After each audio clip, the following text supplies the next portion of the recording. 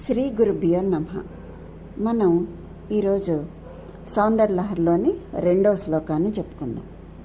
ఇందులో శంకరాచార్యుల వారు ఆ తల్లి యొక్క పాద ధూళిని వర్ణిస్తున్నారు.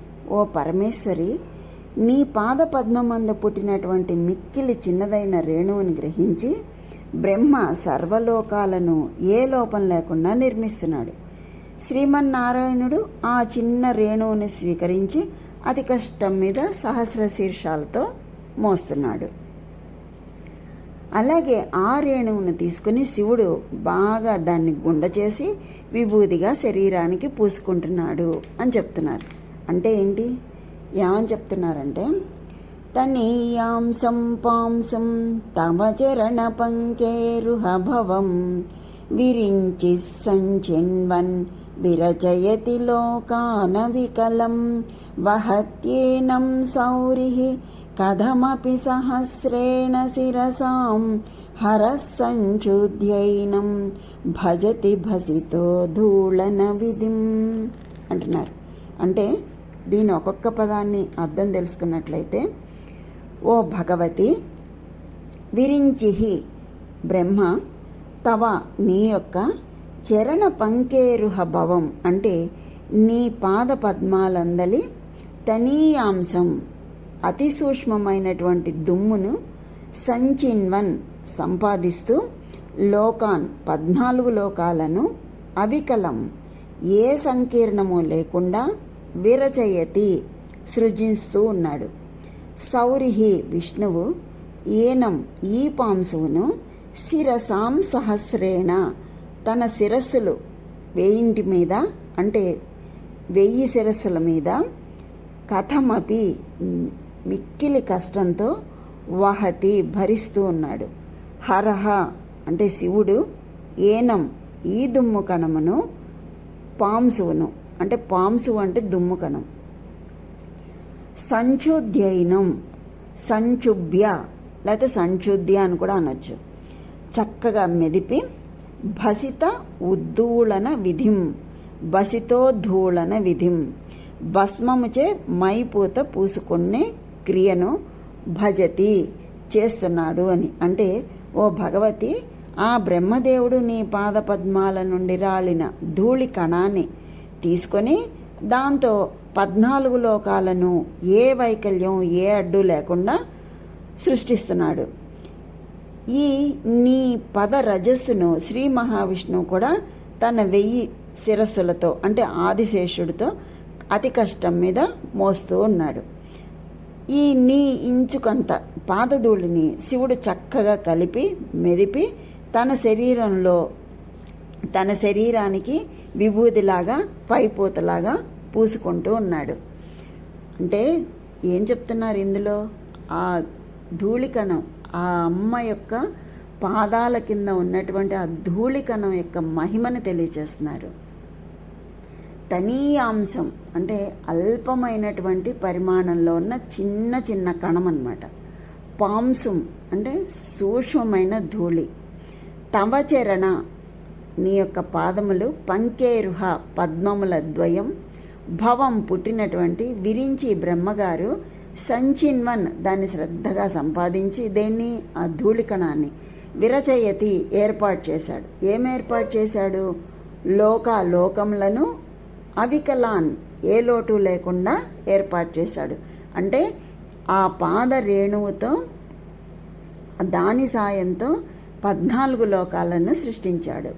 వహత్యేనం భరిస్తున్నాడు. ఎవరు భరిస్తున్నాడు? సౌరిహి శౌర్యము కలిగినటువంటి వాడు. ఎవరు? నారాయణుడు. ఎలా భరిస్తున్నట్ట? కథమపి ఎలాగో సహస్రేణ అంటే 1000 శిరసాం తలలతో 1000 తలలతో భరిస్తున్నట్ట. హరి ఇంకా శివుడు ఏం చేస్తున్నాడు? హరి రుద్రుడు అంటే హరించువాడు. సంక్షుధ్యైనం ఏం చేస్తున్నట్ట ఆయన రుద్రుడు? సంక్షుధ్యైనం అంటే మెదిపి ఆ పాద రేణువుని తీసుకుని దాన్ని మెదిపి అంటే గుండలా కొట్టి మెత్తగా పిండిలా కొట్టి దాన్ని చక్కగా ఒక దరికి చేర్చి భజతి అంటే శరీరాన్ని భసితో ఆ భస్మముతో ఉద్దూళన ఒక పద్ధతితో ఒక విధమైన పద్ధతిలో విధిం అలుక్కొంటున్నాడు, అంటే శరీరానికి పూసుకుంటున్నాడు అని చెప్తున్నారు. ఇందులో శంకరాచార్యుల వారు ఈ సౌందర్య లహరిని ఒక శాస్త్రంలాగా చెప్తున్నాడు. ఎలా అంటారా, ఈ శ్లోకం అమ్మ చరణ కమలముల నుంచి వచ్చిన ధూళికణం, అమ్మవారి పాద పద్మము నుంచి పుట్టిన అల్ప పరిమాణంలో చిన్న కణం. సూక్ష్మమైన కణాన్ని బ్రహ్మగారు శ్రద్ధగా చక్కగా సంపాదించి, ఆ కణాన్ని సంపాదించి ఏ లోటు లేకుండా పత్తికాయ నుంచి దూది తీసినట్లు, పత్తికాయ నుంచి మనం దూది ఎలా తీస్తాము అలా తీసినట్టు చతుర్దశ భువనాలను ఏర్పాటు చేశాడు. అంటే చతుర్దశ అంటే 14 భువనాలను ఏర్పాటు చేశాడు. శౌర్యము గల నారాయణుడు ఎలాగో అలా కష్టపడి దాన్ని సంపాదించి, దేన్ని ఆ ధూళికణాన్ని సంపాదించి సహస్ర శిరస్సులతో, అంటే తన 1000 పడగలతో భరిస్తున్నాడు. అంటే ఇక్కడ నారాయణుడిని సహస్ర శీర్షుడు 1000 పడగలని ఎలా చెప్తున్నారు, ఆదిశేషుడు లాగా చెప్తున్నారనమాట. ఆదిశేషుడే కదా భూమిని భరిస్తూ ఉన్నారని చెప్తారు. అది ఎలా చెప్తున్నారంటే, నారాయణునికి వేరొక నామం కృష్ణ, అంటే కర్షణము చేయవాడు, సంకర్షణుడు. ఎవరు, బలరాముడు. ఆ సంకర్షణుడు ఎవడు, బలరాముడు. బలరాముడు ఎవరి అవతారం, ఆదిశేషుని అవతారమే కదా. అంటే అది కూడా సౌరిహి, అంటే అన్నీ కూడా విష్ణుమూర్తిగానే చెప్తున్నారనమాట. కృష్ణుడు భూమిపై అవతారం తీసుకోవడానికి ముందు ఆయన పేరు కృష్ణుడే. హరి అంటే హరించే శక్తితో లయము చేసినటువంటి భస్మమును, ఆ భస్మాన్ని తీసుకొని ఆయన ఏం చేస్తున్నాడు, శ్రీకృష్ణుడు అన్న పేరు కలిగినటువంటి ఇంకొక అవతారం సంకర్షణుడు, బలరాముడు, ఆయనే ఆదిశేషుడు. తన 1000 పడగల మీద ఆ అమ్మవారి యొక్క ధూళికణము సాయంతో 14 భువనాలను అతి కష్టం మీద మోస్తున్నాడు. ఇంకా ఈయన ఏం చేస్తున్నాడు, హరుడు శక్తితో లయము చేసినటువంటి భస్మాన్ని, అంటే ఆ భస్మం అంటే ఏంటి అసలు అర్థము, ప్రకాశించినదే అని అర్థం. ఆ దాన్ని తీసుకుని, ఆ ధూళికణాన్ని, ఆ ప్రకాశించే ఆ ధూళికణాన్ని తీసుకుని దాన్ని మెదిపి, అంటే చక్కగా పొడి చేసి దాన్ని చక్కగా ఒక దగ్గరికి చేర్చి, దాన్ని అంటే ఒక విభూది ఎలా ఉంటుంది, మెత్తగా పొడిలాగా చక్కగా ఉంటుంది కదా, ఒక పిండిలాగా, దాన్ని ఒక దగ్గరికి చేర్చి దాన్ని శరీరానికి ఒక పద్ధతిలో అలుముకుంటున్నాడు. అంటే శరీరానికి భస్మంలాగా పూసుకుంటున్నాడు అనమాట. ఉద్దూళనము అంటే చక్కగా పూసుకుంటున్నాడు, అంటే మళ్ళీ సృష్టి చేయటానికి వీలుగా అని అర్థం అన్నమాట.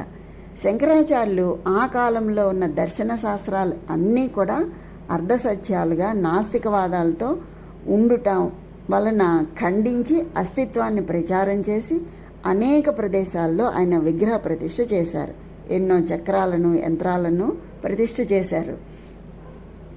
ఆ విధంగా మన సనాతన ధర్మాన్ని ఉద్ధరించాడు ఆయన. కణాదుని అణుపరిమాణ సిద్ధాంతానికి అమ్మవారి పాదధూళి, కపిలుడి యొక్క ప్రకృతివాదానికి పంకేరుహం అనే పదాన్ని, గౌతముని న్యాయశాస్త్రం మరియు కర్మవాదులకు కూడా ఈయన ఈ పద్యం ద్వారా సమాధానం చెప్పారు. అమ్మవారి ఎర్రటి పాద పద్మముల ధూళి ఎర్రటి కుంకుమ, అయ్యవారి బూడిద విభూది అని చెప్పి దీని అర్థాన్ని తెలియచేస్తున్నారు మనకి. ఇది మనం చూసినట్లయితే ఈ శ్లోకంలో మనకి ఏమి ఇంకా తెలియచేస్తున్నారు ఇందులో, దీని ఆంతర్యం ఏంటి అంటే, శంకర భగవత్పాదుల వారు మొదటి శ్లోకంలో మనకి ఏం చెప్పారు, అమ్మని గురించి ఆరాధ్యం హరిహర విరించాదిబిరపి అన్నారు. అంటే త్రిమూర్తులకు ఆరాధ్యం అని అన్నారు కదా, అలా ఎందుకు అన్నది కూడా మనకి ఈ శ్లోకంలో తెలియచేస్తున్నారు. ఏ విధంగా చెప్తున్నారంటే, అమ్మా నీ యొక్క పాద పద్మాల పరాగరేణువులు ఉన్నాయే, వాటిలో ఒక దానిని గ్రహించి బ్రహ్మగారు ఏం చేస్తున్నారు, ఈ 14 లోకాలని సక్రమంగా సృష్టిస్తున్నారు. ఆదిశేషుడిగా శ్రీ మహావిష్ణువే ఆ పరాగరేణువునే అతి కష్టం మీద 1000 తలలతో ఆపసోపాలు పడుతూ మోస్తున్నాడు. ఇక ఈశ్వరుడైతే దానినే చక్కగా మెదిపి ముద్దగా చేసి భస్మంగా నిత్యం ఒళ్ళంతా పూసుకుంటున్నాడు. హరిహర విరించాదిబిరపి అంటే అదనమాట. ఇక్కడ చరణాలు అంటే పాదాలు అని మామూలుగా అర్థం. కానీ మనం ఇంకొక రకంగా విశేషంగా చెప్పాలి అంటే ఇందులో వాటిని, ఆ చరణాలని శుక్ల రజస్తమో నిర్వాణాలని 4 పాదాలుగా చెప్పుకోవచ్చుట.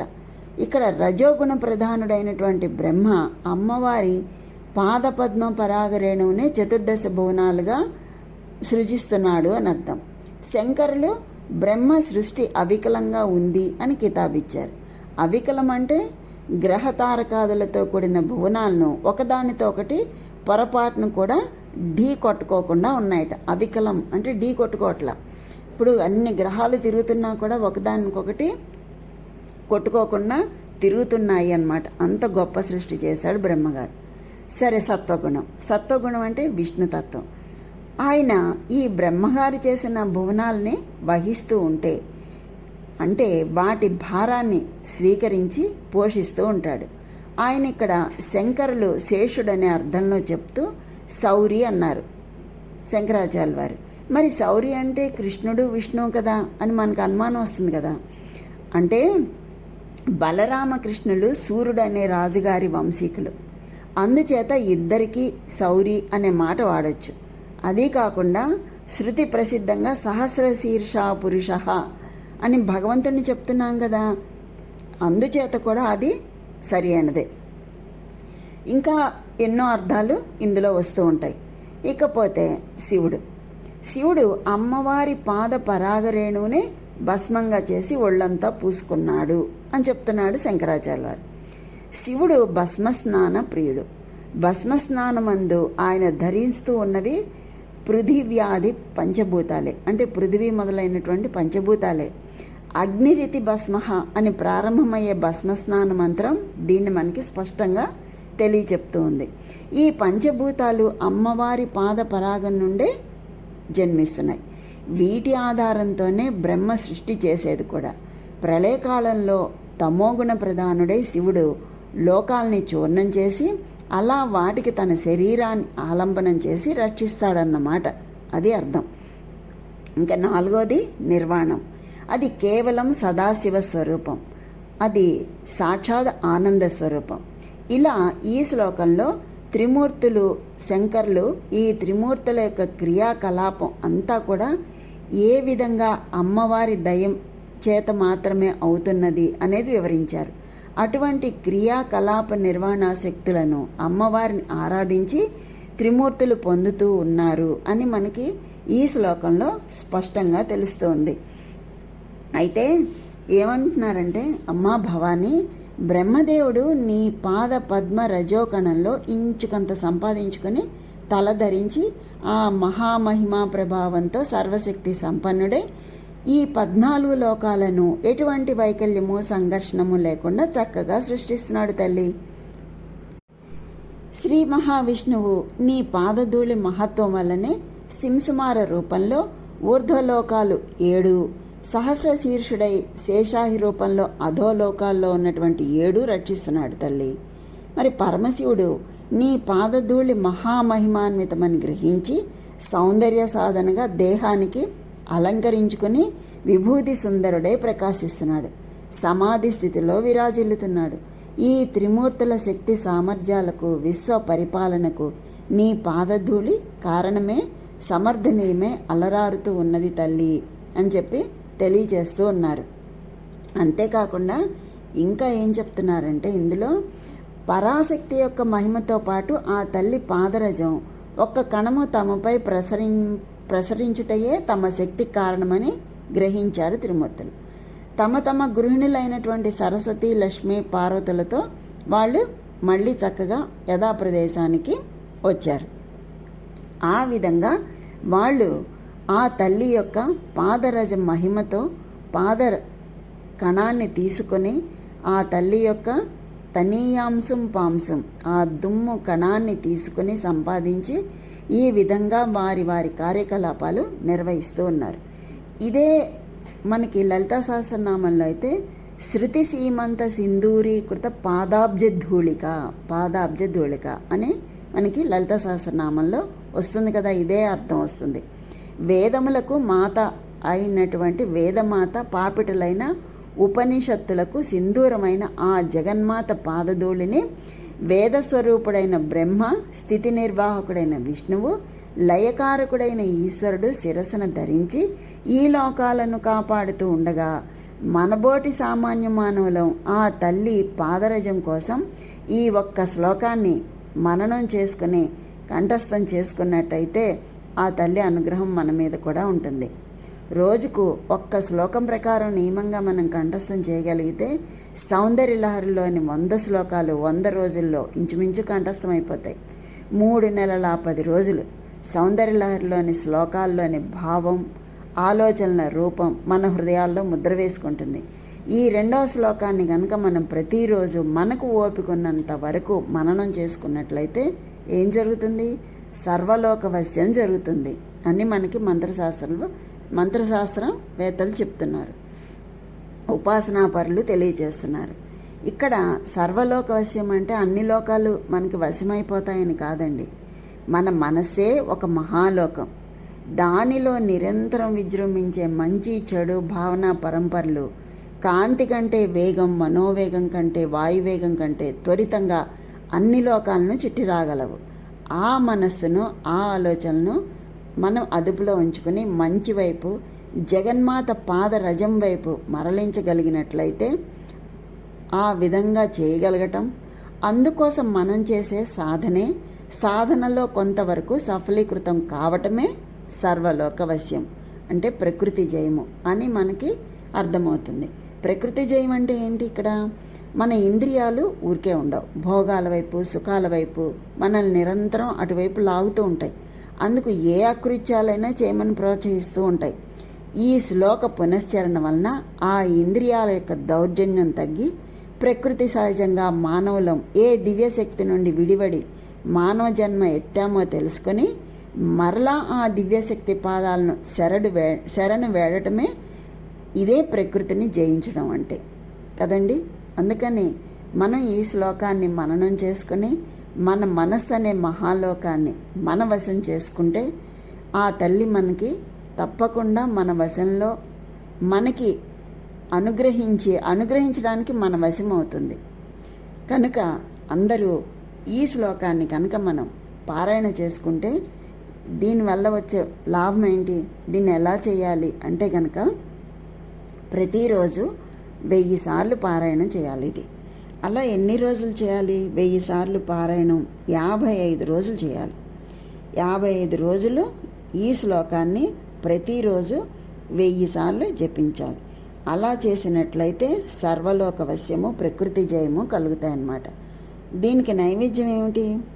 క్షీరపాయసం, కేవలం పాలతో వండిన పరమాన్నం అంటే ఆవు పాలతో వండిన పరమాన్నాన్ని ఈ పారాయణకి నివేదన చేయాలి.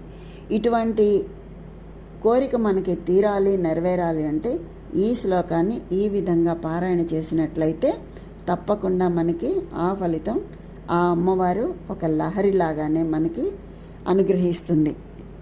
అంత గొప్ప ఫలితాన్ని ఇచ్చేటటువంటి శ్లోకము ఈ 2వ శ్లోకం. కనుక మనం ఆ తల్లిని హరిహర బ్రహ్మలు ఏ విధంగా అయితే ఆ తల్లి పాదాలని పట్టుకుని ఆ పాద పరాగ రేణువుల్ని వారు ఆలంబనగా చేసుకుని ఇన్ని కార్యక్రమాలు చేస్తున్నారో మనం కూడా ఆ తల్లి పాదాలు పట్టుకుంటే అంతకన్నా సులువుగా మన కార్యక్రమాలను చేసుకుని అంత గొప్ప ఫలితాన్ని మనం పొందగలుగుతాం. కనుక ఆ జగన్మాత యొక్క అనుగ్రహం అందరికీ కలగాలని కోరుకుంటూ స్వస్తి.